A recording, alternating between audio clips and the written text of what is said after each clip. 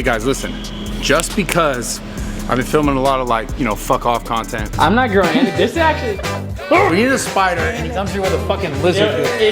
Oh, what's up? Yeah. I had to keep it true to the roots. And to a lot of people who subscribed to me like years and years ago, or to a lot of the new guys who maybe haven't even seen these videos that I've done in the past, but I'm gonna teach you guys today how to bench press properly, like super properly, like officially, like powerlifter official. A lot of people do the bench press wrong. They make a bunch of fucking mistakes. They honestly just get on the bench press and just whipping it.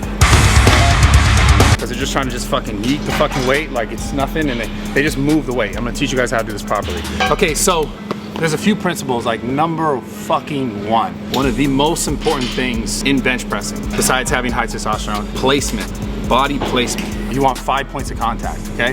Head, you want on the bench. Listen, I know you see a lot of like rubber necking, chicken necking, I do it. I'll show you what that is real quick. This is what not to do, and I do this shit. It looks like this. See this? You see this? Okay? Now that might work for a lot of like average bro lifters, 100% working.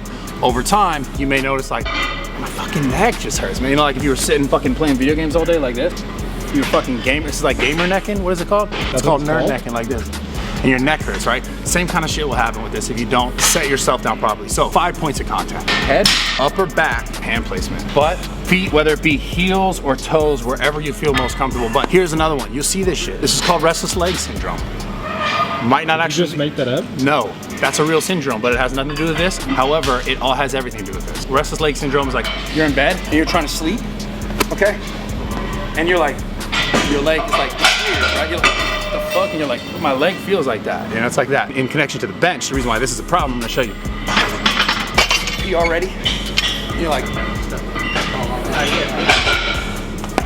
the reason why this is a problem is because now you're missing like maximal drive. When you start kicking your legs around just straight up, this isn't a dance hall. This isn't, what's that fucking album Drake dropped with like Mata Rhythm on it? Rhythm. What's the name of this fucking song? It's looks stupid. Mata Rhythm. Like this. Okay, too much, otherwise you get copyrighted. Now, very, very important, if you want to produce the maximal amount of force towards the barbell, you want your legs drive into the ground. Whether, again, you feel comfortable putting through the toes, so whether you're comfortable here, right, or here. Here or here. I prefer here, because I'll feel my legs like fully loaded up, right? And you guys might be like, Brad, what the fuck are you talking about? This is a chest exercise. This has nothing to do with your legs. Wrong, fucking wrong. It has everything to do with your legs, okay? Because when you could load yourself like a big ass fucking spring from like this part, that way. Even though yes, the bench finishes up, right? You're thinking about like bars coming down, shoulders are dipped, nice and tight, and you're thinking about pressing here. You're trying, almost pressing like up and back. Shoulder blades are nice and tight. Big breath of air. But you're not trying to be a bodybuilder with like a fucking really tight, you know, like the bodybuilders who do this shit. They put the belts on and then they wrap it up real tight and then they're like this. Excuse me, good morning. It's not about that. You want to use your core to brace. So you take pressure, intra-abdominal pressure, like in your whole body now, from bottom to top is like connected. Well, like Goku when he's powering up. I wish you were good at making 6 hits. Oh, say life. Then the flames. Please edit the flames around me. I don't know if you know how to do that or not. Full pressure, floor, all the way to hands. Now, here's like something that, you know, all the gym bros, they like to argue about this, okay? Arch. How necessary is it? You do want a little bit of an arch because again, you want upper back, you want butt, either toes or heels, head. You do want a little bit of an arch. It really just depends how much of an arch you can and still be effective in the movement. So don't exaggerate this. It's not just like, you're not just like this, right?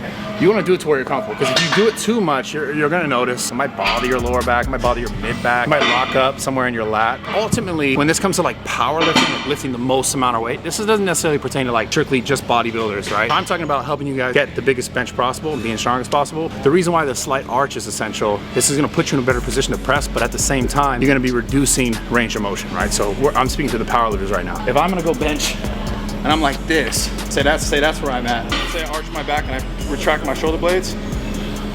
Now that bar has less area to travel. So I went from here to bar being down here. So now I have to lift it not as far, basically. I also fully believe that setting up, whether you're doing bodybuilding or powerlifting, setting up optimally like this, where you're driving into the floor, your butt's clenched, like you're pressing like almost up and away with your legs, but your legs aren't slipping out, you're not dancing. Remember, no Drake album, more life. You're gonna create the most amount of pressure so that you can move the most amount of weight for the longest amount of time, whether you're bodybuilding or powerlifting. Some other things in regards to benching that are really important is just straight up hand placement. We're just gonna go for like a typical bench press that's gonna help you be most effective in it. There's tons of different versions. Right now I'm just trying to get you guys the biggest fucking bench press. Wherever my placement is, and I'll show you where it is in a second, you wanna make sure the bar is over the elbow. You don't want to be in here unless you're like, this is like you're trying to hit more triceps, right? You don't want to necessarily be out here like pretty much ever unless you want to destroy your shoulders. So wherever you can maximally go as wide as possible while still keeping the bar path nice so you're able to press through your tricep, through the elbow so you can track here. And I typically like to go, this finger right here, I like to put on the first smooth part.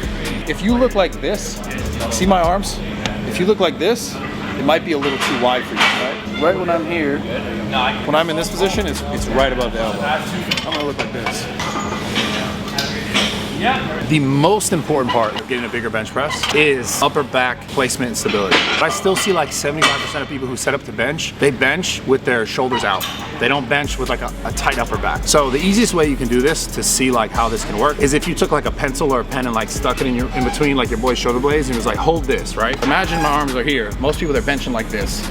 They're pressing all the way out. Their shoulder blades are shifting forward. When you're shifting forward here, all that weight goes on your shoulder. And now you're getting a lot of tension here. You could hurt yourself. Versus if I have my shoulder blades pinched and tucked, all that weight when it's here is on my tricep. This is some on my shoulder, of course, and also on my chest. So you'd be able to move the weight the optimal way, right? This is how you can set up. You guys, if you have like, how do I set up like that? Go like this, hands up, pull your shoulder blades together. My shoulder blades are now like set up like this.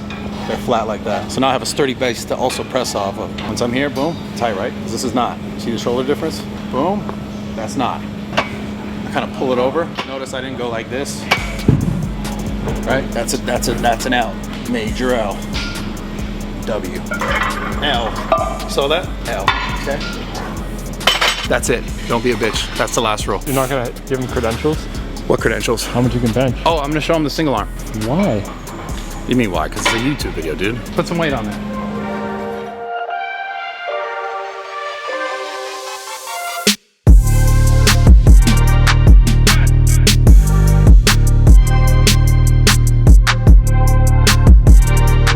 By the way, this is not how you bench press. This is how you fuck around in the gym, okay? So much pump in my ribs. Bro, when you think about it, it's like when you do with like the arm wrestling with the kettlebell. It's like when you jerk off really hard. Hey, that's how I got these right here. It's like doing behind and back, curls. Yeah, fucking grab it tight, 10 sets of like 100, something like that, 1,000 times a day. Daily.